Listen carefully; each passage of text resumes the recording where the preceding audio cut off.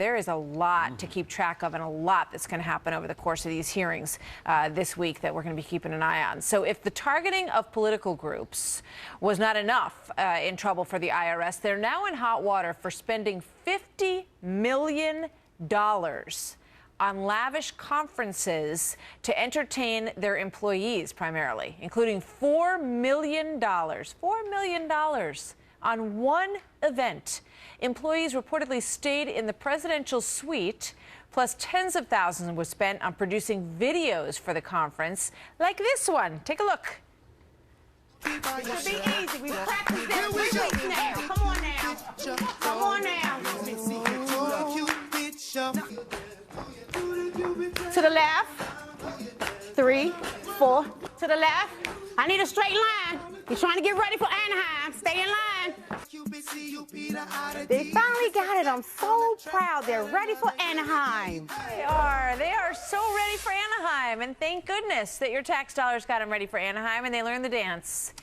Where do I begin? Martha, yes. By the way, the music to the line dancing there was the tune, The Cuban Shuffle. How appropriate, perhaps. Let me give you some more details on that. $4 million. Yeah, I know you're raring to go on this one. I am. $4 million for one conference that was held in Anaheim, California in August of 2010. All right, 2,600 people attended. They were given baseball tickets. And as you said, Martha, some stayed in the presidential suites, which are up to $3,500 a night. The IRS did not negotiate the hotel room rates to bring them down. They didn't do that. And there were 15 outside speakers who were paid a total of $135,000, including one speaker who lectured on the leadership through art, for which that person received $17,000. One last point on the videos. Yeah. You saw the line dancing. There was another one where they did a takeoff of the Star Trek series. Yeah, that was cute. $50,000 to produce those two videos. Not particularly well made for $50,000, I might add. So they don't seem to be shopping around their video production capabilities either.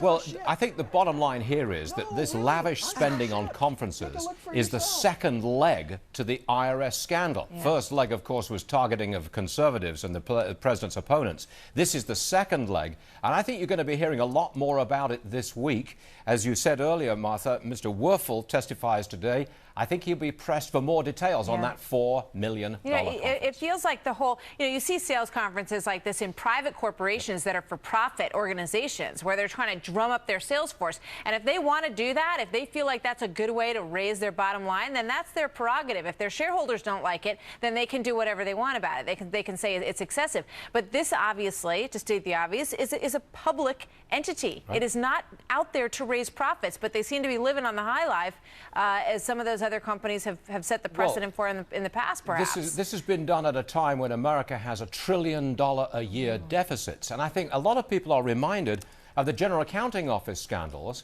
where there was those lavish conferences in Las Vegas. And, of course, we all remember Bathtub Jeff. I think there's the same level of outrage about this IRS conferences and back in Las Vegas with that gentleman before. I mean, who works for some place that doesn't negotiate their hotel rooms and say, that one's not on our list, guys, right? Stuart, thank you very much. Boy, we're laughing, but this is a serious matter. It was Hot Tub Jeff, wasn't it? I mean, that was a hot